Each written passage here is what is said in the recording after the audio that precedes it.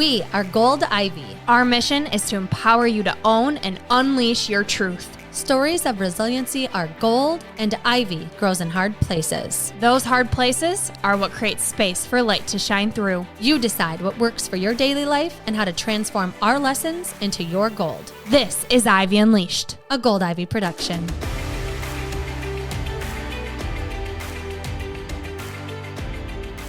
Brooke, what do you think everyone wants more of? Energy. What do you think most people are hoping to come out of 2023 with? Feel more confident, be an example for others, actually have the self-discipline to take care of themselves. Yes, exactly. Because we hear the need for it and we want to help you get in the best shape of your life, we created Move with Gold Ivy, our virtual workout platform. Our dream has been to create accessible, affordable, and effective workouts that you can do anytime, anywhere, designed to hold you accountable and get you the results you need. You can pick any workout you want at any time, but if you do want a plan that alternates muscle groups and leaves your body feeling energized and strong, we have a weekly plan that you can follow to take the guesswork out. It's easy to navigate and packed with all kinds of workouts that will help you strengthen, trim, pump up, tone, energize, de-stress, all of the things we want our body to feel. It's within Move. Don't forget to mention the resources we offer. As a member of Move with Gold Ivy, you'll be a part of our exclusive Ivy League community, where we share our top wellness resources on things like meal planning, gut health hacks, time management, and more. And because you listen to the Ivy Unleashed podcast, we want to offer you all of this for only $20 a month, cheaper than any monthly membership you'll find. Not only that, you'll get a free trial week to test it out. And if you need more incentive to start prioritizing you, here's our favorite part. Your movement matters. Each month, 10% of your membership will be donated to support the mental health of those in need. So head on over to goldivyhealthco.com/move or find the link within the show notes of this episode and sign up today. Stop putting yourself in the back burner. Snag your spot and reap the benefits that you deserve to feel this year. It's your time. Move for your health, move for your confidence, move for your mental clarity, move with Gold Ivy. Welcome back to Ivy Unleashed. Thank you for joining us. We have a guest in-house today. We have Webster Ford. Thank you for joining us. Well, thank you for having me. I've been looking forward to being part of this for as long as I've been listening to you, which it's been all the time. So yeah, thanks for having me here. Of course. Thanks for being here. We're so happy to chat with you. Webster is my friend because he taught my kids, and everybody knows because I can't help but cry anytime I have a parent-teacher conference, even no matter what age they are. I think teachers are angels, and Webster is just a unique guy. When especially my son was going to school, he was a pretty shy kid, and he was just greeted with such warmth by you, and he had a couple rough experiences with childcare before he was in school where you were. And when he was there, you would be like, G-Man, what's up? And the way that you greeted him made him look forward to school. And so, first of all, I just want to say thank you for being a teacher. Or, you used to be a teacher. And the way that you got my kids to enjoy school. Well, I thank you. And really, and I talk about this in my own podcast too, but we're all teachers no matter what we do, whether we're called as a profession to do it or just in our lives. And it was one of the most biggest joys of my life to be able to be with kids. That was the part that I loved about my teaching career the most. And being with Griffin, being with Cora briefly, and then knowing Blair literally her entire life before she was even in your stomach. It's been kind of a cool full 360 to kind of see everything come around and them still remember me, which is even nicer. So yeah.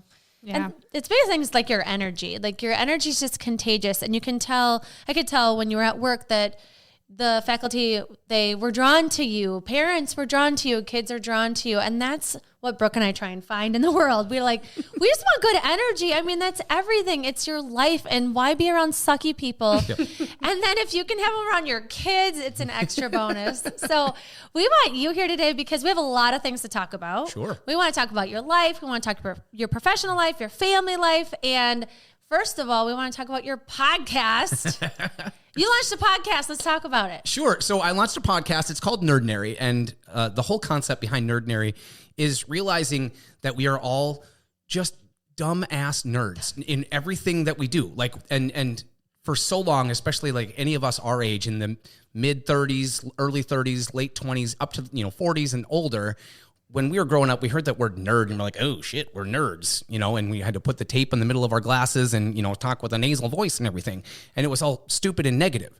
But really, when you break it down, being a nerd is being passionate about something and just loving the hell out of whatever it is that you are nerdy about. And the thing with it is, I was sick and tired of hearing that negative connotation with nerd. And because I'm a nerd about a bunch of shit. And I wanted to continue to embrace that. And part of my whole goal was to also bring that to everybody else and let everybody else, whoever everybody else is, realize that it's totally okay to be a nerd, whatever the hell it is that drives your boat, fuels your fire, whatever the hell type of euphemism you want to use right there.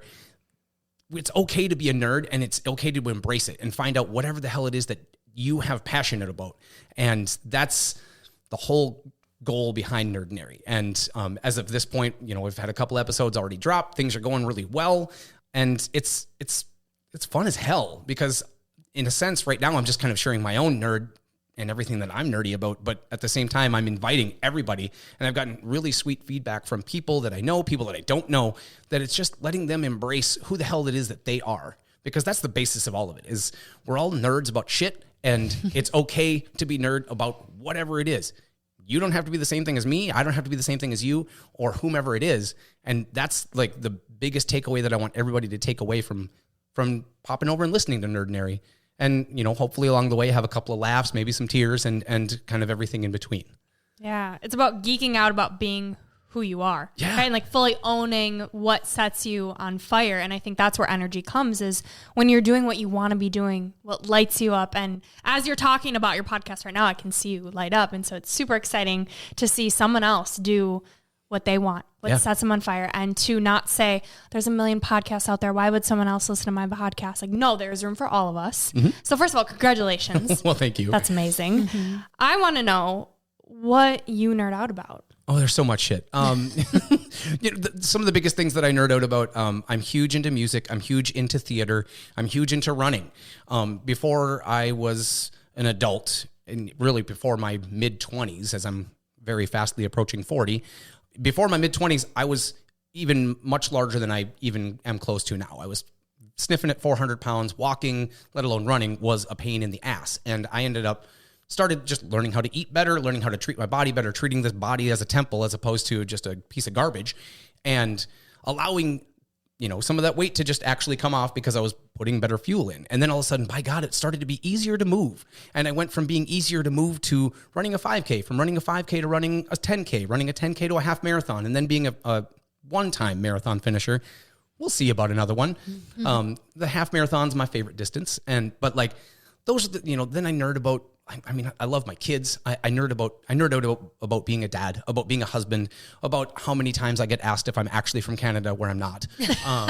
You do sound like a Canadian. Jesus. I would love to be completely honest, but that's we can pretend. Let's go. You can be whoever you want to be, That's exactly it, which is exactly why I'm so nerdy about theater, because I get to play pretend. And, for 15 years, I was in the education industry, and for 15 years, I got to play pretend.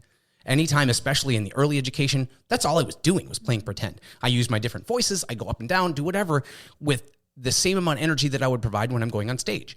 And I've been in theater for almost 35 years. And it's everything that I nerd out about is something that makes me who I am. I think about the biggest things that I nerd out about are the things that I introduced my then girlfriend as myself. Like when we went on our first date, I laid it out on the table on the shit that who I am. I was like, at that time, of course, I was divorced. I had kids. I was a big ass mama's boy. And I hold on to the fact, and I nerd out, even though my mom has since passed away, I'm still the biggest mama's boy in the whole world. And I nerd out about that stuff all the time. And even now, and like, my mom's birthday is next week. I'm still going to go and celebrate her birthday, even though she's hanging out in heaven, right? Mm-hmm. And so like I nerd out about all of that, and there's so much more. I nerd out about socks.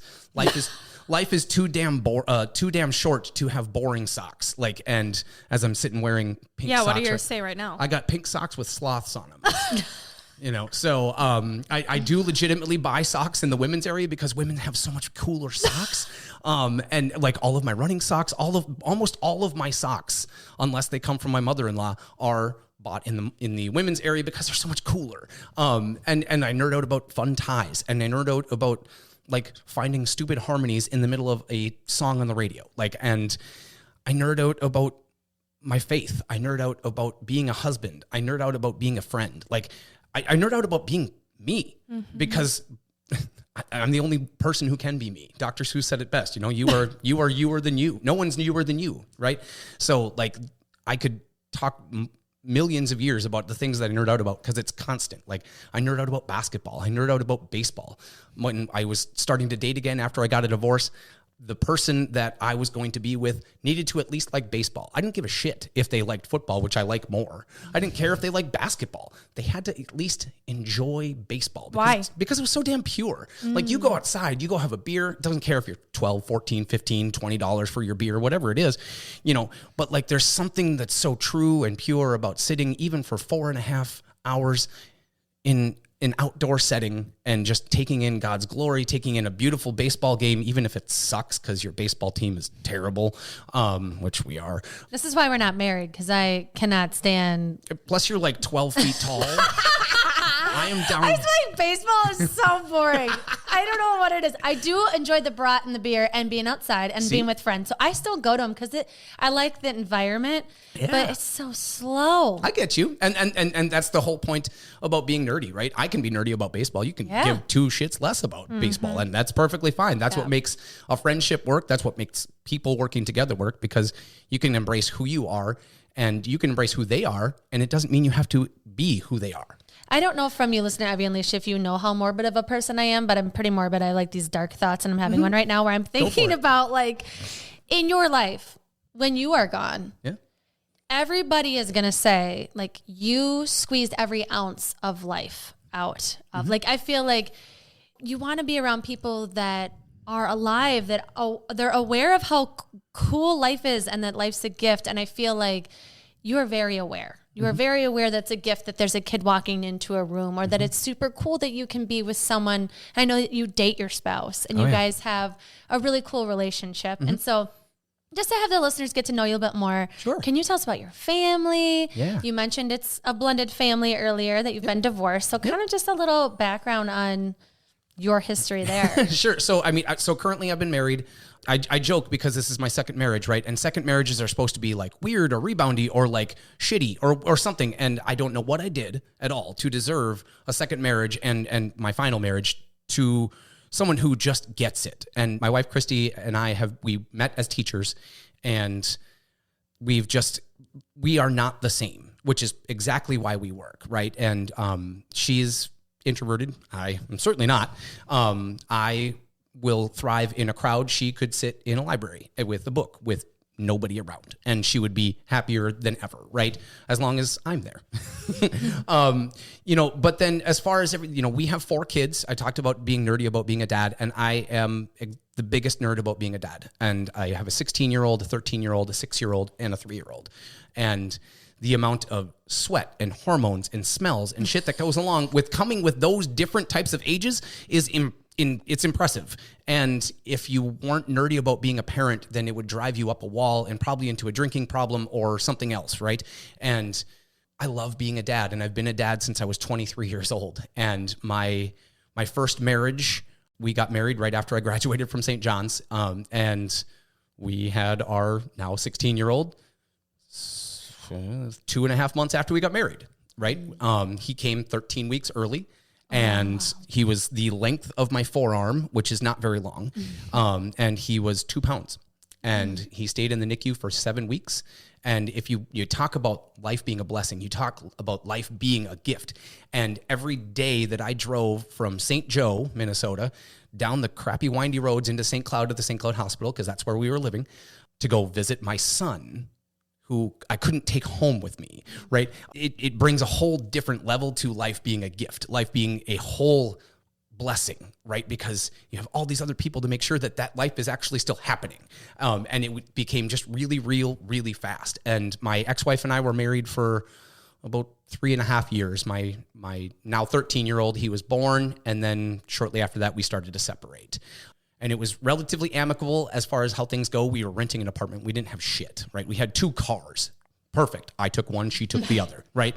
And as far as anything else, I mean, of course, the kids were involved, so it wasn't like super clean and super awesome, and still can sometimes suck because co-parenting is fine because we do it for the kids and we do celebrate things for the kids. And she has a person and I have my wife, and all of those things are great. We all kind of realize that we're all adults going for the kids, and we don't have to be best friends. Hell, we don't even have to be friends as long as we're respectful.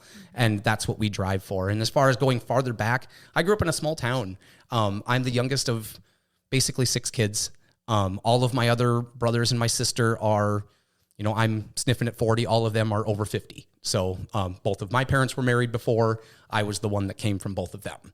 And so, in fact, a lot of my friends from high school, though they knew I had siblings, all of my siblings had already grown up, right? They were already, in fact, one of them already had 2 kids by the time I was 13.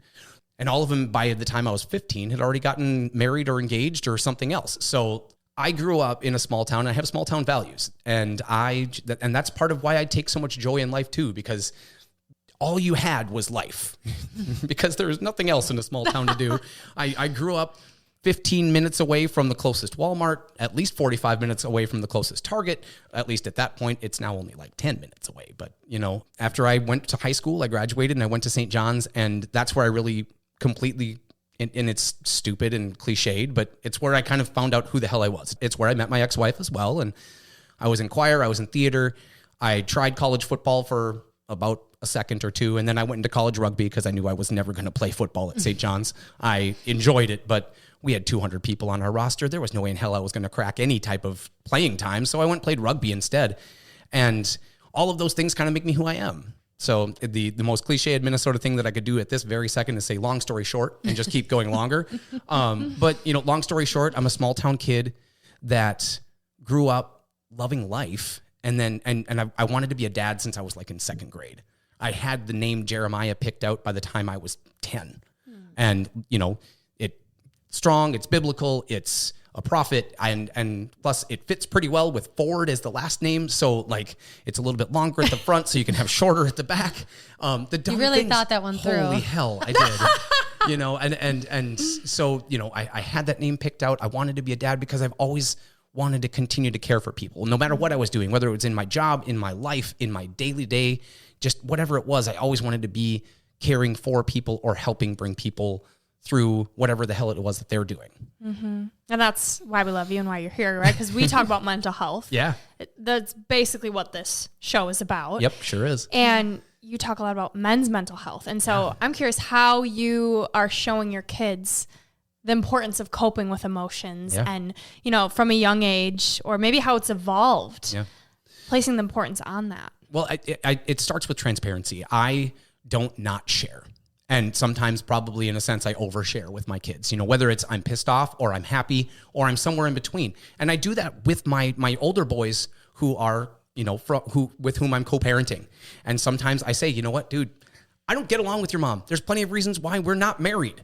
And I'm not going to go into like the down and dirty of the shit, but like, we're not friends. We respect each other and we love you and we will always be around each other because of you. And that's where it lies. It all goes back to transparency. I have told my I've told my kids, I've told my family, I've told people that know, that love me, that like I've struggled with mental health. I almost lost that battle to mental health at one point in my life. And I'm open with it, and I'm open with my emotions. Like one of the biggest things, and I actually just talked about this on one of my more recent podcasts about being nerdy about running, where I am open with my emotions. When that shit overcomes me, I don't stop it. And that's the thing that like a lot of times men, all of us are told, no, man, you got to be a man up, sack up, do whatever, right? And, don't show those emotions, don't cry. Bullshit. Like my mental health hasn't been better because I share my freaking emotions. And one of the biggest and most prime examples of that in the transparency with which, especially with my kids, with my older boys who are now young men, both have gross, disgusting facial hair. And I've told them both that because they wanted to grow in, but they haven't shaved once at all, ever. And I was like, dude, guys, if you shave, I promise it will come back and it will come back better. But they don't like hear me. They just, they're teenagers. So, but when I finished my first marathon, I was hobbling ass through downtown Duluth. I had blown my calf out on mile 18, but I refused because I had already DNF'd one other full marathon because I rolled my ankle coming out of a damn porta potty. That's a whole different story, right? But I went 13 miles without peeing. I had to pee, and I went into one of the damn portas in Duluth, and it was lofted, so I rolled my ankle coming out of the damn thing. But regardless, I was coming through. I had texted my wife saying, I'm gonna finish. It's gonna be a while, but I'm gonna finish. And I got to that finish line, and besides the fact that my legs were just dead as hell, my heart was just exploding in all perfectly well, healthy reasons, right? I did it. At that point, I crossed the finish line and I became a marathon finisher. Shit that you can't take away from me. Mm-hmm. Like that will be something, you talk about when I leave. I will leave having been on this earth as a marathon finisher. And I'm in that 2%. I'm part of that group. And I lost it. Like I crossed the finish line. They said, congratulations. They handed me that medal. And I did exactly what I do with every single medal that I've ever earned in racing is I bite that son of a bitch because it's victory. I taste the success. I taste the victory. Right. Mm-hmm. And of course it's an actual medal, and I'm not going to do that when I'm doing a race in the middle of December because that sucker's going to stick to my tongue, but I still bite it because it goes back to that taste. And then once I got done biting that, it just all hit me. And this was in 2019. So my 16-year-old's now 13 years old. And I just went right to him. And we stayed at that finish line for like a good solid full Minnesota goodbyes worth of a good 2.5, 3 minutes and I was bawling. And I knew too, I was inside myself enough that I knew that I needed to share with him going, dude, see this? This is okay. And anytime you feel it, whatever it is, feel it and feel it wholly. And that's one of the biggest ways that I've tried to share with my kids, to share with anybody that I say those 3 powerful words to, that I say I love you to. Like I share that freely, openly with my emotions, and I don't ever let that go away. And I've embraced that so much more even in the last couple of years that it's okay. And every day that I continue to embrace that, my mental health continues to get a little better and a little bit more powerful. And because I go another day being able to have shown emotion. And so that's how I share it. And that's how I encourage other people to share it. I can't tell you to share it like me because you're not me and I'm not you. But like, however it is that your emotions come out, don't fucking quelch it, because that's going to do terrible, terrible things for you. And it, man, woman, boy, child, transgender, whoever you are, just show your shit the way that you're meant to show it, because then it's going to come out so much better. Mm-hmm. And you are going to come out so much better. Would you say it's always been that way? Because I know you said you struggled with your mental health. So what shifted? Well, I struggled with my mental health, but I was always transparent with my emotions. But it's one of those when I struggled big time, and people are surprised to hear that I have been diagnosed with clinical depression, and I've been on antidepressants before. And it had much more to do with just, there was some shit going on. Frankly, I was going through a divorce, and there were some things that were happening, and it was all, at that point, it all kind of just came crashing, and I went away from those moments, those times that I shared my emotions more transparently. I became more inward, and the more inward I became, the more everything kept shutting out. And as it kept shutting out, I kept shutting more in, because I was like, well, and then I kind of went into those typical depression type of feelings where, why the hell would someone want to hear me? Why would someone else want to take my emotions? Why would someone want to see that I'm going through this? They know that I'm happy, so I should still be happy. How come I'm not happy? So it was those thought distortions that continued to happen. And, going through some therapy, going through, some faith-based therapy as well, to kind of figure out, I was dealing with, my dad passed away when I was 19, and I was still pissed off at God about that, because, everyone says when your parents die or whomever dies, they're like, oh, well, God needed them in heaven. Well, to hell with that. That sucks. I need them here. Mm-hmm. Right. And I've been dealing with that since my mom died in 2018. We're like, piss off, God. I want my mom here. Right. So but I continue to be transparent with those now. And the shift was just someone calling me out on it, going, well, dude, you talk to people all the time about share your shit and do what's and whether it's good, bad, or indifferent, instead of sitting in it by yourself, it's so much easier to at least release it, so it's not sitting inside of you. And that's been so much bigger and broader and everything to be impacting. And I've noticed too, there's been those times where, you know, it ebbs and flows with your mental health, and on the dips, it's I'm already noticing. I'm like, oh yeah, I'm a little bit more internal right now. I'm not talking to somebody. I'm not taking this out. I'm just kind of dealing with my shit by myself.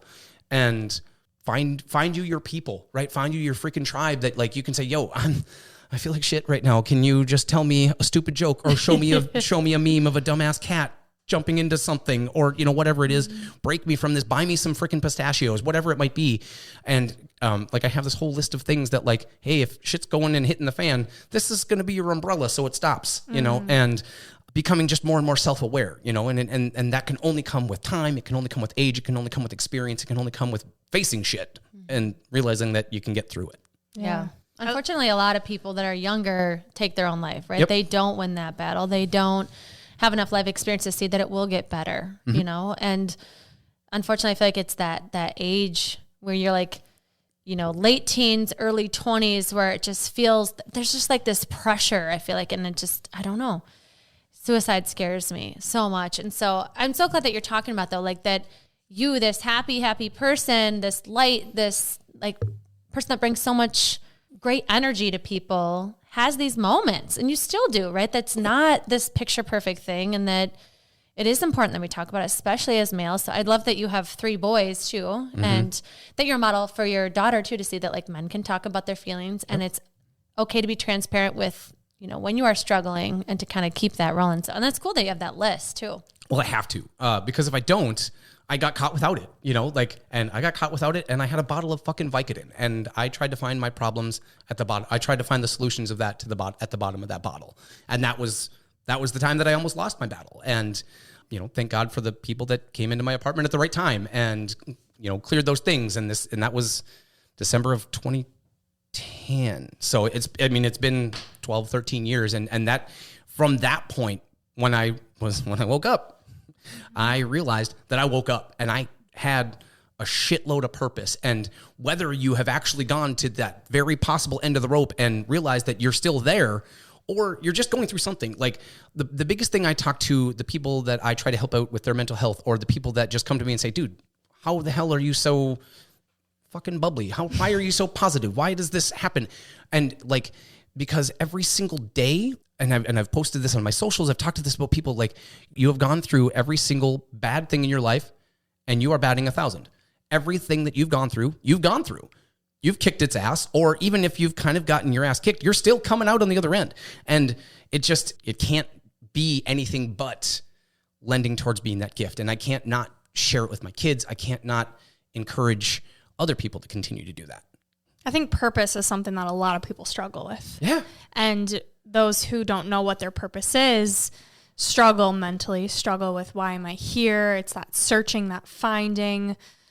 You mentioned at the end of that bottle is where you found your purpose when you woke up. And so how did that work for you? Well, it was crazy, right? You know, because at that point I kind of thought that I was done. I thought that the best thing that could have happened for me was to be done and not be here, not see anything else. And then I woke up and I saw, you know, and the people that, like, you know, that I will tell anybody is, you don't have to wake up with this grandiose purpose. You don't need to go and change the whole fucking world, right? You just need to change yours. To hell with everybody else's world. Everybody else's world is going to continue to rotate whether you're here or not. You have to figure out your own shit and find something that you love. It kind of comes right back. We're going full circle into, you know, being nerdy about your shit. You know, find something that you love and aspire to that. To hell with everything else, because everything else will end up falling in place. You get through your stuff, and then you realize, you know, maybe you're a parent. Maybe you're aspiring to be a fill in the blank, whatever your possible profession is. Again, you don't need to go and be the freaking Dalai Lama. You need to go be the best you, the only person you can be. And the thing about, like, getting to that point where I didn't have any other options, or at least didn't feel like I had any other options. And only a year prior, I had ankle surgery. And of course, they prescribed me Vicodin, which was fabulous, by the way, for as far as the pain killing part. But I came to the end of a bottle and they refilled it. But then at that point, I'd already kind of started to, you know, heal and the pain was gone. But so I just kept the bottle.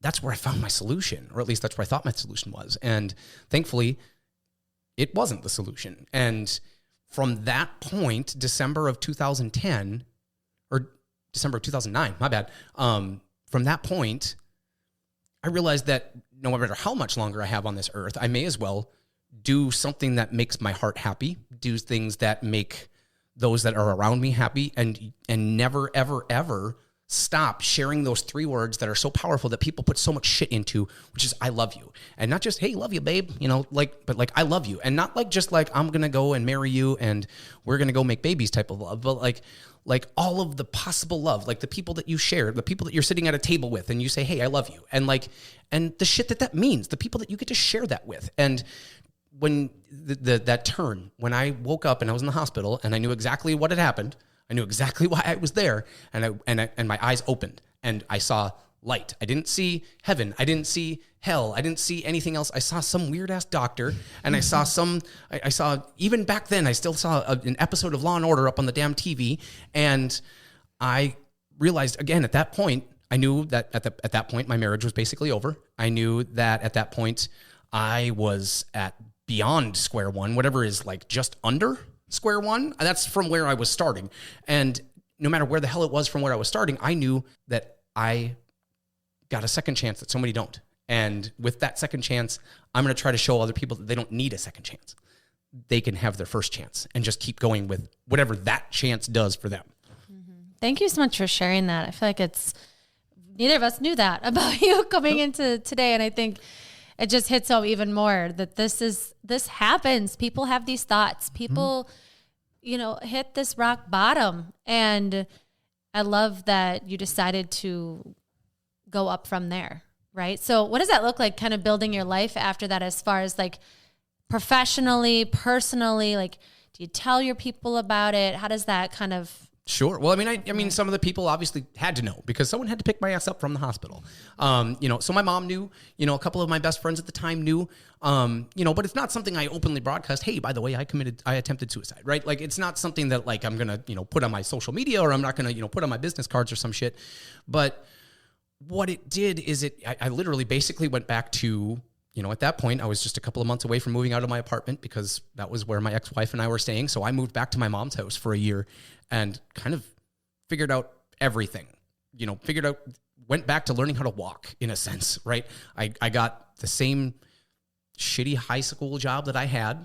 It was a fabulous high school job. It was a radio job. I worked in a small market radio station and I did everything there. I was sales. I worked the night shift. Then I moved into the morning shift. Then I worked into broadcasting sports games and everything else. And it was literally kind of going back to the beginning and just clomping, chomping, and moving. I had just gotten my teaching license by that point. So I was subbing here and there when I wasn't picking up radio shifts as much as I could. And then it was, okay, I've been at mom's for a year.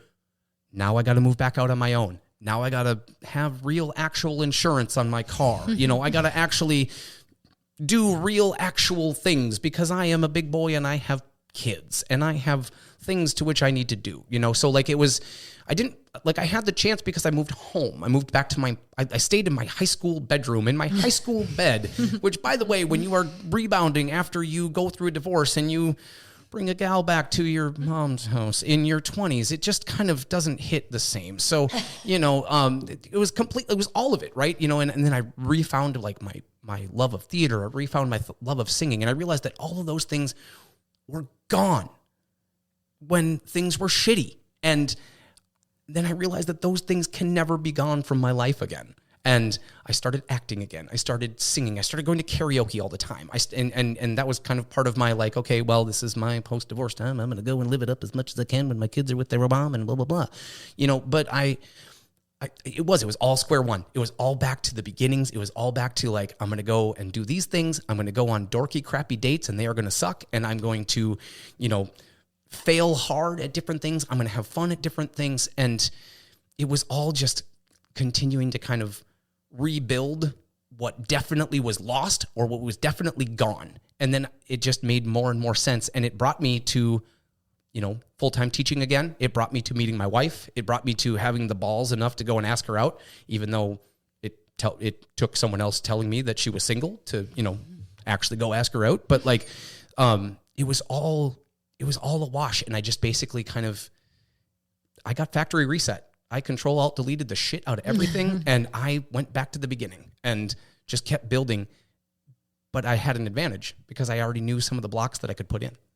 So I got to go sing. I got to go theater. I got to go do those things. So I'm curious about your health because you talked about being close to 400 pounds and then now you're clearly not. You're in the gym all the time. Yep. I love it. And I know from listening to Nerdinary that you were saying you were bullied as a kid. So I'm curious about weight in your life and kind of how you've become so healthy, how that kind of transpired over the years. Sure. Well, I mean, I did. I started, my dad was amazing and my mom was phenomenal, but they were great parents. Without them, I wouldn't be who I am. But they also really didn't like using the word no.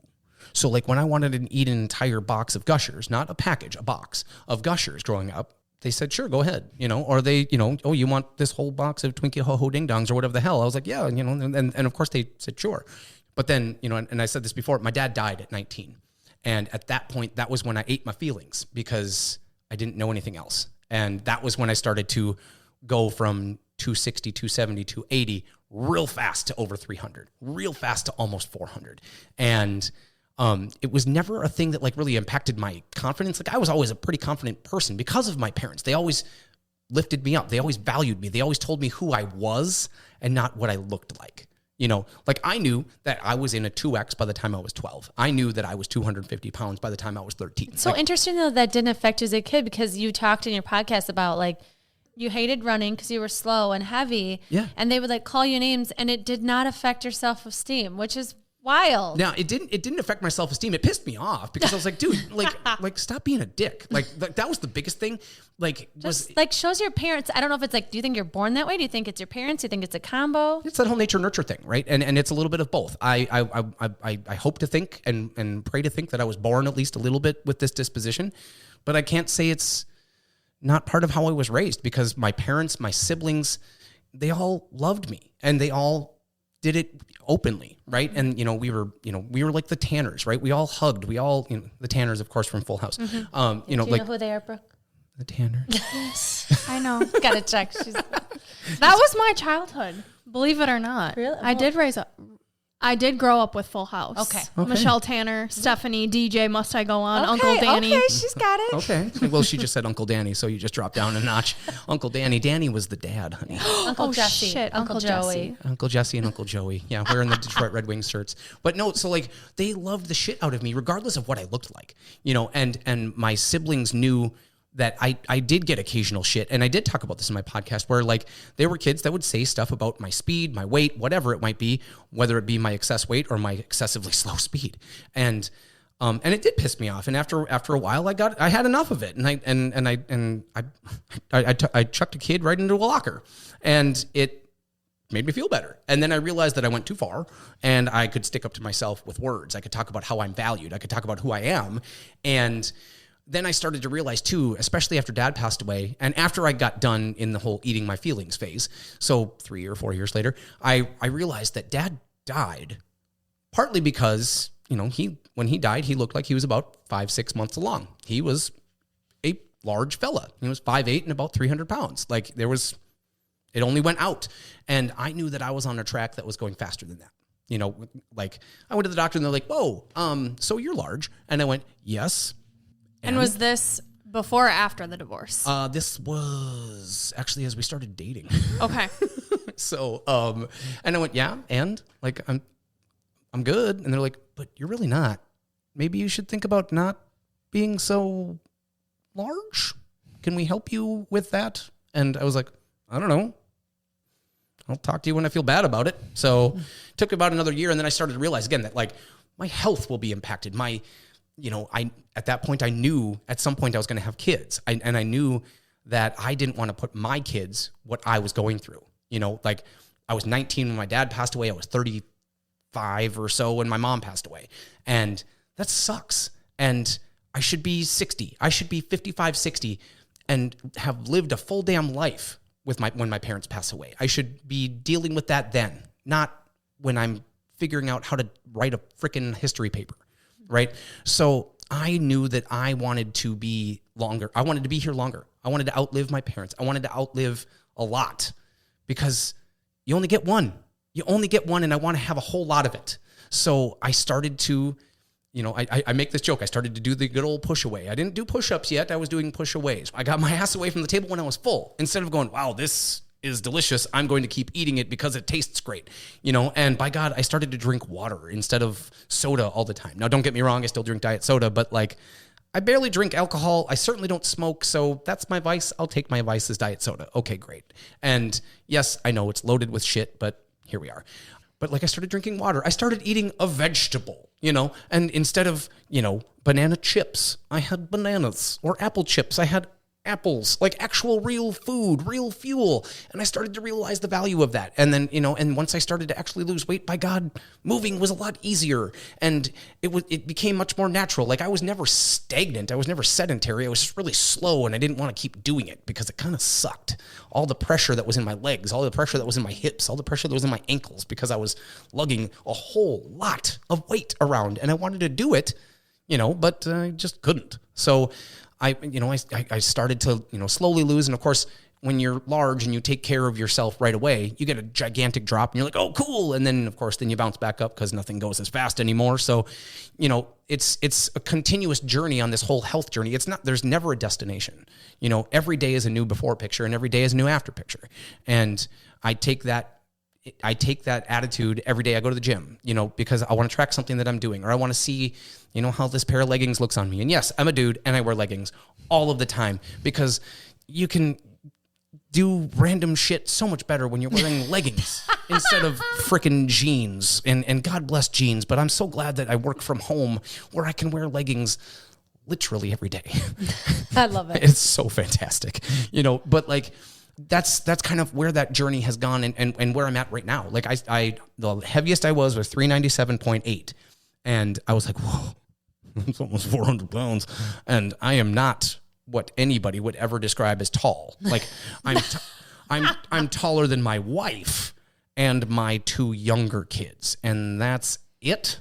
So like, I knew that like I was going to become just more Jabba the Hutt type as opposed to less. And so I needed to fix that. And it was active choices. There was never any like, oh my God, I'm so fat, this is ridiculous. It was just like, whoa, slow the train down that's going on the diabetes bus, pal. Like, slow the train down on the diet 40 bus. Like, I wanted to live and I want to live. And that was what drove it. And that was what continues to drive it. Like, that's what gets my ass out of bed at 3:30 in the morning when my alarm goes off to go run or go hit weights or go run and hit weights or go hit weights and run, or go do yoga on Sundays, which blows, but it's great. 3:30 a.m. Yeah, dude. Let's talk about that. Yep. I mean, I'm a family guy and I am the morning guy. I love mornings, and I do work out at night occasionally just because of, if a kid's sick, I'm going to go snuggle the kid before I go to the gym. And if I snuggle the kid before I go to the gym, then I can't go to the gym.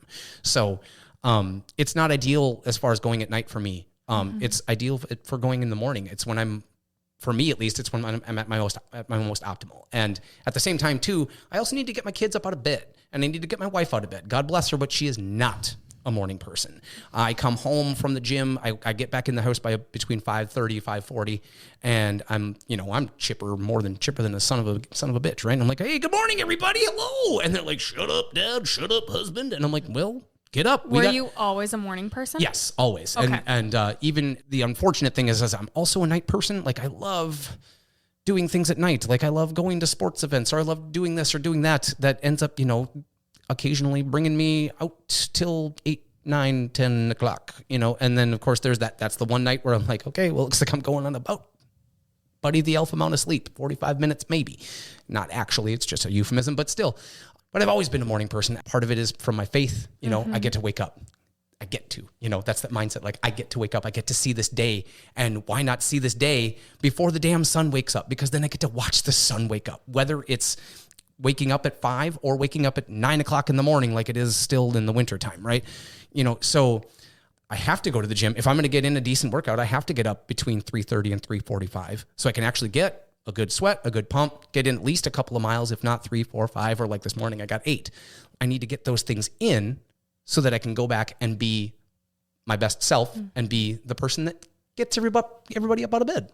Yeah. So like our daughter needs to be on the bus at 6:45.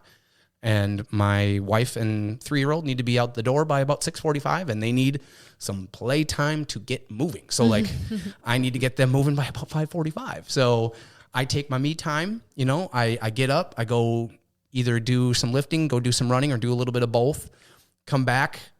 In the process, on my drive back from the gym, I'm listening either to a podcast or a bunch of fantastic music while I'm kind of taking this 7-minute drive back home, and then take on the damn day.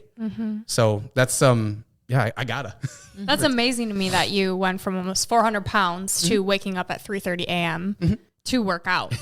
So how long would you say it took you from realizing, okay, you look at the scale, you're almost 400 pounds to, all right, I need to use my mornings to work out? Because that's, I feel like for most people, a big mindset shift. It's a big mindset shift, and it all just, the shift from like being very large and occasionally going to the gym or occasionally doing this or occasionally doing that to realizing that I've got these mornings and why not use them? It took probably a good solid 2-3 years before I really started to work out in the morning. And then of course that took a little bit of a hit once my teenagers were born, because kids don't sleep. And when they do, you've gotta. I love when people are like, oh, I slept like a baby. I'm like, so you were up a lot? Yeah, right? So you didn't sleep at all? Oh. So you needed 7 gallons of water and you needed all the answers to the questions of the world, and you had to go to the bathroom? Yeah, you slept like a baby. Great. Yeah, you didn't sleep like a baby. You slept like someone who wasn't interrupted by a baby. Great job. You know, so no, it took a good couple, 3-4 years before I really continued to embrace it. And then it got even better after I was a morning show guy, because I had to be awake and I had to be on, even if I had gone to the bar the night before and I was probably still mildly buzzed going and being on the air. Like Good morning. Yeah, hello. It's Webster Ford. Do you drink caffeine? Yeah. Okay. Yep. I mean, like I drink soda, but and then you said that. before I work out, I do a natural pre-workout, and that's basically it. God, But, I bet your energy fire. is just... oh yeah. Well, I mean, and I sip that son of a gun while I'm working out, so then I can actually like have it go for a little bit longer.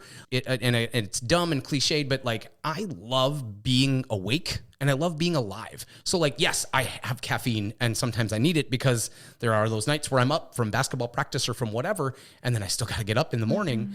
But a lot of my energy is just natural. Like I take the endorphins that I get from working out. I take the endorphins from watching my daughter come through the door off of the bus. Like, so help me God. That's not like, I miss teaching because I miss being with kids and working with parents. Like I am here because I was a teacher. Like I have this relationship with Andrea because I was a teacher to her kids.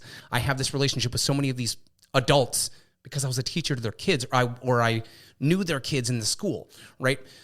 But I was missing my own kids. So I'm working from home. Like that's a whole big ass endorphin rush where like my daughter gets off the bus and walks in the house and I'm home and I get to hug my daughter when she comes in. Like that's a feeling I have never had because my older boys went to school most of the time where their mom is. And then I was working in schools. So I would see my kids at school, but we never had the bus experience. We never had that like I had growing up. My mom worked from home every day. So like I got off the bus and she was there. I was like, hey mom, she was out trimming the hedges the first time I got a speeding ticket. So like I do drink caffeine. I mean, I like to try to trick myself into thinking that it's not because I need the caffeine, but because I like the flavor and I like the bubbles. As far as the soda goes, I feel like people are going to tune into Nerdinary when they're like, I need some energy. Yes. They're going to be like, I feel like it's going to be a good morning show, or like when people are in their like 2:00 slump. hell yeah. But I'm wondering for people listening that are like, you were almost 400 pounds. Like, how do you have this energy? Like, Sure. Did you notice that you got energy as you were losing weight, as you were taking care of yourself and fueling yourself differently? Absolutely. I got so much more. I wasn't low on energy when I was sniffing at 400 pounds either. It just moved a hell of a lot slower. But like there is that whole difference in not moving, basically a middle schooler. Because in a sense, at this point in my life, I've lost over your average sized middle schooler off of me. Like I'm down 170 pounds. I'm down more than 170 pounds for my heaviest, right? So like I'm down your basic average male adult, right? There is no doubt in energy that can come from that. And it does. And there's also that energy that I get from fuel, from the food that I enjoy, that is not shitty. And then I'm energized too from like the fact that I can. Like, I wasn't able to do shit that I can now. Like, I can, do weird ass back bends and other various yoga poses that I would have never dreamed of. And it like feels good, kind of. Sometimes it feels really bad, but just the energy that I have has so much more to, because I can. And it goes into that where like, and this is the moment where I just want to be like, okay, so this is where like you can have the energy. This is the teacher in me where like, I want to take what I'm going through and spend it to you, to not just you, but the royal you, as it were, because you can have energy without coffee. You can have energy without pre-workout. Like you can, because you can. Like it sounds, rosy glasses and hunky dory and all things are great, but things aren't always great. But the fact is you fucking can. Like, if you choose to. Yes. That's what I'm and say, and if you choose to, you can. And it doesn't mean you can go run a marathon. You can go do whatever. Maybe it is you can tie your shoelaces. You can open your freaking eyes. You can pay this bill. Whatever it might be. Just those two powerful words. You can, because you choose. That's where a lot of my energy comes from. And yeah, it definitely did help to lose an adult male off of my body, right? So yeah. I love it. I love too just how it's transpired over your life and where you're at now of thinking you can. Like you and I were talking about you becoming a podcaster. You were on Facebook Live. Yeah. And I basically felt like saying that to you. Yeah. I wrote it in the comments in some form of that, of like, I've already thought that this is something that you could do. I've already thought like, of course you can, right? So what was that shift deciding you can with this next venture with Nerdinary? And you and so many other people have had those types of moments with me or around me. I worked in radio for 10 years. I know that I can do sound type of things, that the technical aspect of it has no real bearing on any type of feeling that I can or can't do it. And it was, and there was some of those thought distortions of like, well, I'm just me, right? Like, what the hell? Why would people want to hear about this dorky ass, 200-pound guy that, has turned into somewhat of a fitness freak and is a dorky dad and tells dad jokes ad nauseum and all of these other things. And I credit one of my really good friends, and I credit my wife, right? Because it's kind of one of those, you chip away at the iceberg. You just keep saying the same damn thing, and at some point, split veers like Novocaine, it's going to work, right? And one of my good friends, I met her because I taught her kid, and it all comes full circle, right? I met her and her husband because I was teaching, and we ended up kind of becoming friends. After I ended up leaving the teaching industry, we stayed friends. Her son was great friends with my 3-year-old, and their birthdays are 4 days apart, so they all like to celebrate and do the cute, dorky 3-year-old things together. And that just continued. And my wife and I, and she and her husband, we went out to the Nutcracker, and then we went out and had drinks afterwards. And she was a couple 13, 14 in, and she looked right at me and she slapped the table and she said, "Webb, seriously, I could listen to you talk about whatever the hell you want to talk about. You should do a fucking podcast." And I went, "Yeah, you're right." And Christy's like, "Yeah." Christy, my wife, she's like, "Yeah, dude, like, this is something I've been telling you for years. Like, all you want to do, everything that we've seen since I've been with you for these 9, almost 10 years that we've been together, all you talk about is how to help people and how to bring this about. And like, you could do it in a way that isn't boring or stupid or like dry. And even if you're talking about like when you try to take your life, you're probably going to talk about that on your podcast." And I go, "Weirdly, I am going to, yes." With a whole, caveat of, trigger words and making sure that people are aware that those are going to be going into it. Like, it was that final chip of the iceberg. My friend and my wife kind of just tag teamed me and said, "Yo, seriously, do this." And that was December, the beginning of December. And I went, "Yep, I'm going to do this." And I went from, "Yep, I'm going to do this," to talking to you, honestly, Andrea, and realizing that instead of why wouldn't, right? And that's the biggest thing I want to share with anybody is why wouldn't people want to know about you, whoever the hell you are? And that's how I took it. I was like, why wouldn't people want to know what I've gone through? Why wouldn't people want to, identify as being a fucking nerd? Like, because, we all grew up being told that nerds are bad, nerds are negative, nerds are, whatever, nerds will never get laid, whatever you want to go with. I guarantee you, nerds do. And nerds are cool. And it's okay to be a nerd. My best friend on this planet, to whom I'm not married, looked at me and he said, dude, you are unique, but just like everybody else. And that is something else that kind of stuck with me as kind of the basis upon which I'm building Nerdinary. Like, I am unique. You are unique. Everyone is unique in unique ways and also in the exact same way. And because of that, we can all identify with something. And it went from like this sounds like a good idea to this sounds like a great idea to, yes, this is going to be the idea. And it was a matter of weeks. Like, it was the beginning of December. And then I started going live on Facebook just before Christmas. I think was the Wednesday right before Christmas was my first live saying, yep, so I'm thinking about this. And by that time, I'd already either talked with you or was about to talk with you. I had come up with a couple of names, realized that those names were already taken. And then I came up with the whole concept of Nerdinary, which it goes into just taking those nerdy things, making a part of your everyday life, and realizing that it's okay. It's not bad to be you, to be the nerd that you are. And it's been such a cool process so far since I've dropped these episodes already that like I've gotten people reaching out going, dude, I barely knew you. And like, and in my first episode, I talk a little bit about my siblings, like people that I've known for 25 years.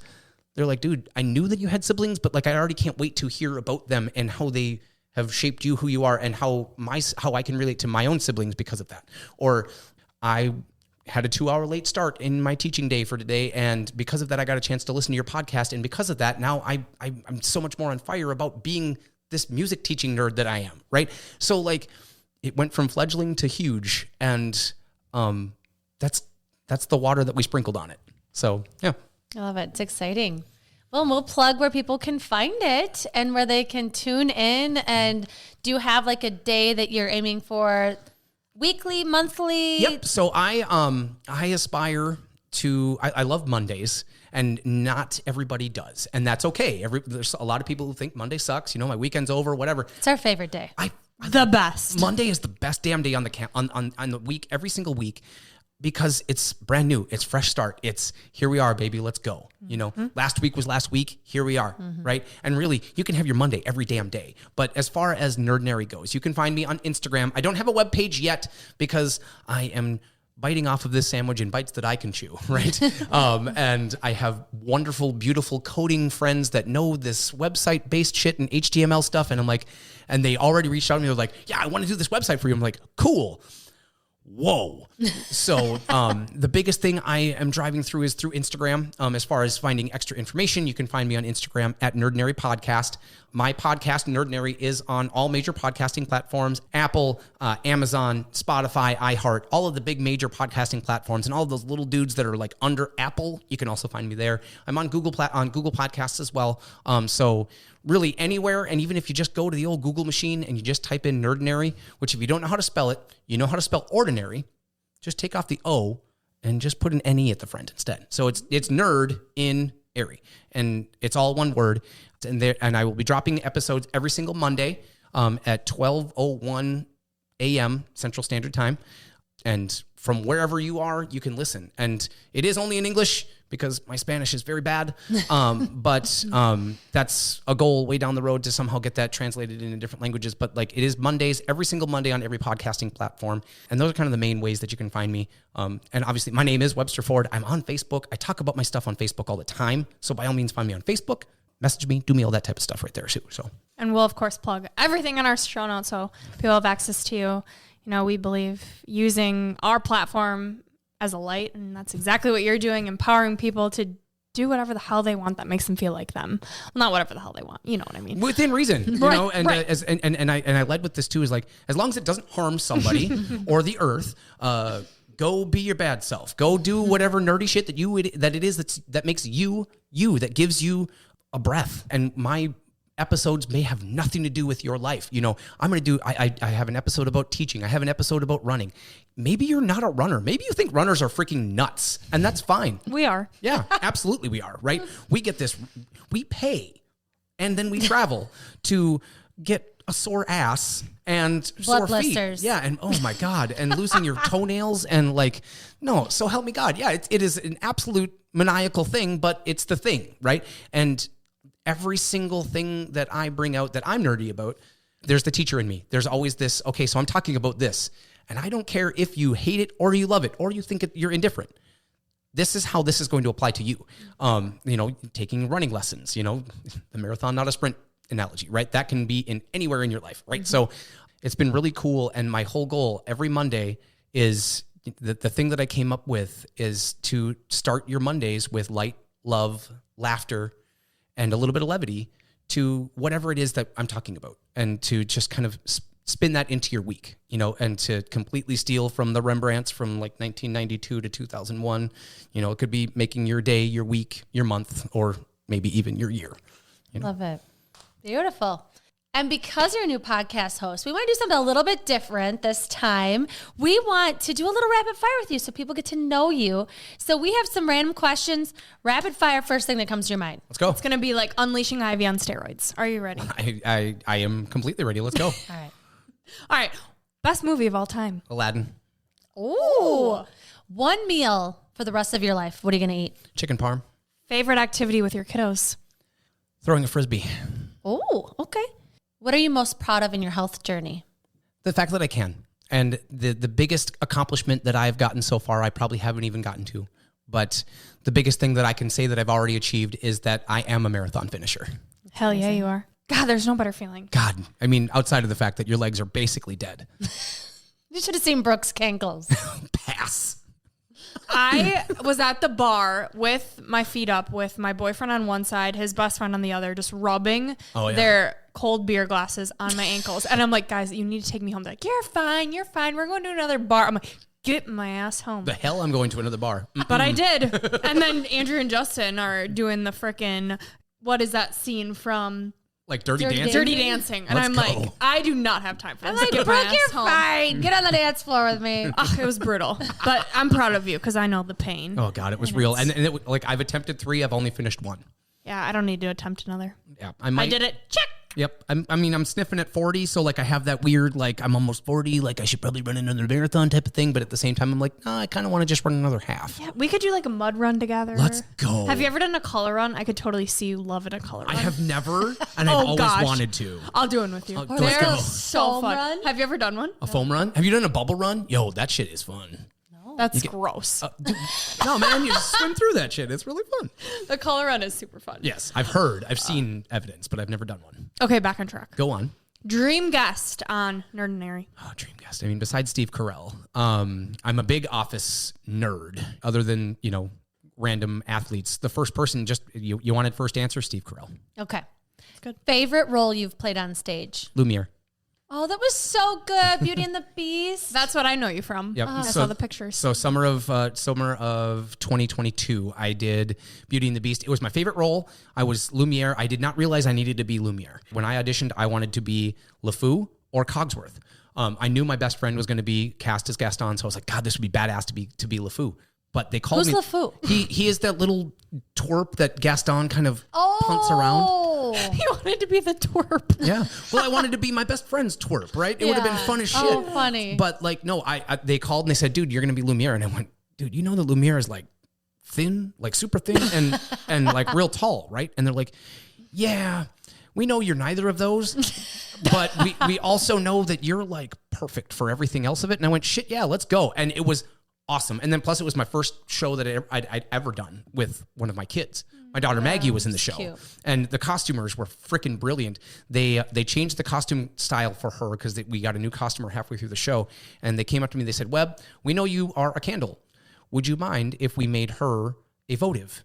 And I went, that would be adorable. Let's go. So yeah, it's so damn cute. And it made the role even more special and more powerful. So yeah, it was phenomenal. And it speaks exactly to why I work so damn hard in the gym, because I had to dance and sing and sweat my ass off because it was all polyester and it was foam on my head. And oh my God. So yes, Lumiere. Okay, another question. Childhood crush. Celebrity crush growing up was Topanga Lawrence. Danielle Fishel, by the way. No idea. From Boy Meets World or Girl Meets World. Oh, Topanga. Yeah, Topanga. Yes. Okay. Yeah, she was cute. Understatement. And we share the same birthday. Gym preference, upper body or lower body? Yes. I like it all. What's your favorite? Leg day is best day, dude. Leg day. Leg day, best day. Without having leg day, you can't run. Let's go. God, no way. I'm sore like 3 days later. Well, then you're not stretching right. You want to talk about stretching? Talk to this girl. Okay, next question. Hardest part about losing weight? Realizing that it doesn't happen like that. It sucks because it's a process and you forget that it didn't come on overnight, but you want it to come off overnight. Got it. Favorite musical of all time? Favorite musical of all time, West Side Story. Closely followed by Rent and Hamilton and Les Mis. All like 1A, 1B, 1C. Worst part about being a grown-up? Bills? Dream vacation? Not here. Ireland, honestly. Ireland. I would love to go back to Ireland. All right. Dream big, baby. Favorite thing about Christy? God, the fact that she puts up with my shit. I mean, this could be a whole episode. Everything is my favorite thing about Christy. She puts up with my shit. She smiles. She gets that I am an attention whore. She has a beautiful smile. My God, it's ridiculous. So pretty. It is not fair. I still remember, one of my best friends, when I said that we started dating and they had met her, she told me, she said, dude, if you fuck this up, I'm going to have to probably stay friends with her because she's way cuter. And I went, yeah, that's fair. Literally everything. She is a woman of faith. She's a teacher. She's passionate, and she understands how to allow the limelight and to not just me, but to our kids. And she is the epitome of a partner. I love that. Oh, beautiful. All right, just because I know the answer to this, but it's important to establish, what's the best team in the NFL? Green Bay Packers, dog. Woo! I did not know he was a Packer fan. Yeah. Oh, yeah. Oh, Dude, I have a cheesehead in and my you were house. Johnny. My Yep. boyfriend was a Johnny. Oh, he's already good. He's a good guy. Yes, he is. All right, last question. Best 2 podcasts in the world? Well, duh, Nerdinary and Ivy Unleashed. Of course. Of course. I also happen to listen to a lot of podcasts. I take my inspiration from a lot, but the ones that I drive from most are the ones that I identify with most. The 2 that I drew most inspiration from as far as how to make my format was The Office Ladies and Smartless. Funny. I love both of those in the way that they have them lined out, and I kind of modeled mine. I mean, granted, not an hour and a half or hour and 45 minutes worth of a podcast long, but that's kind of where I've drawn those from.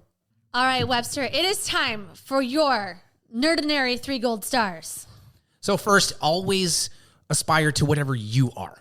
You can't be anybody else, so you may as well be the best nerd that you possibly can be. My second gold star is to embrace your emotions all of the time. No matter what the hell they are, always take your emotions as exactly as they are and share them with the people that you love.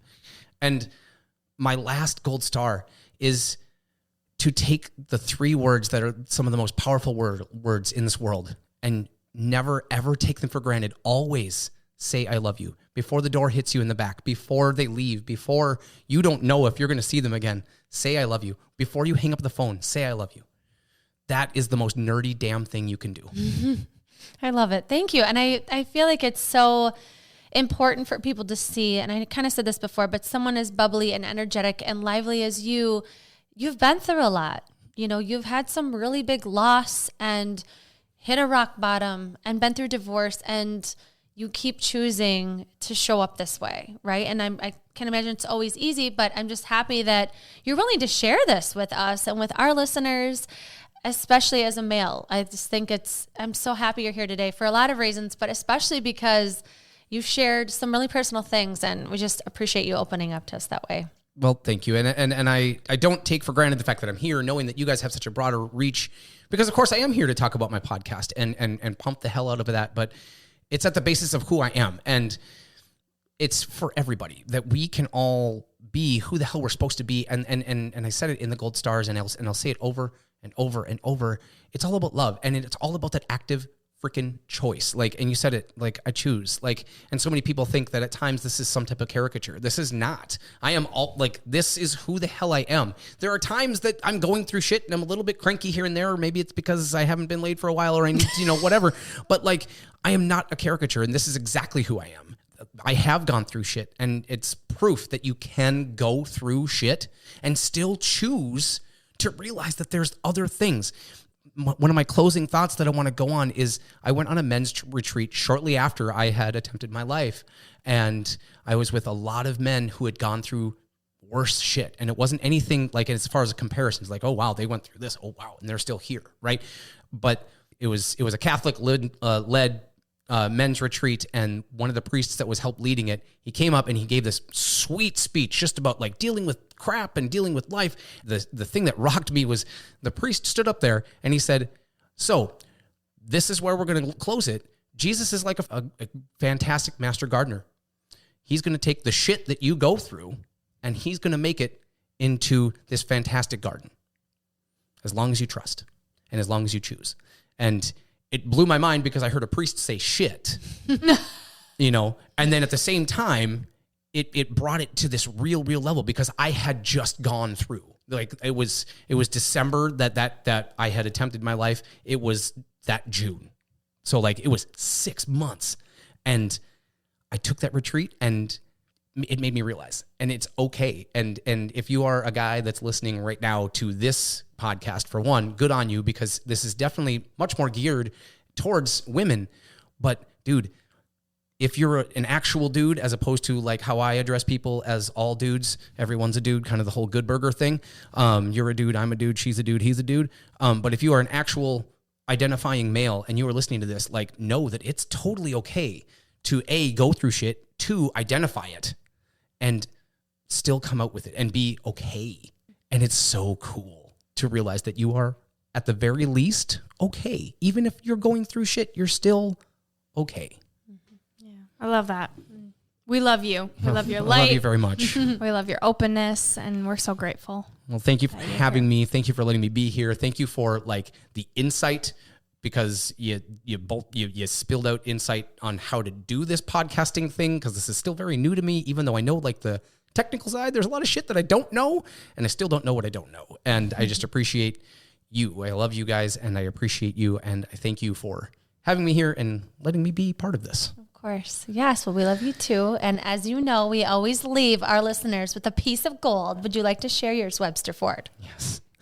The biggest piece of gold, and I've said it and I'll keep coming back to it, is love. Choose love and do good. Not do well. Don't try to correct that. Do good to yourself, to others, to things around you. Love, choose, do good. This is Gold Ivy signing off. Listen to your truth and go chase your gold.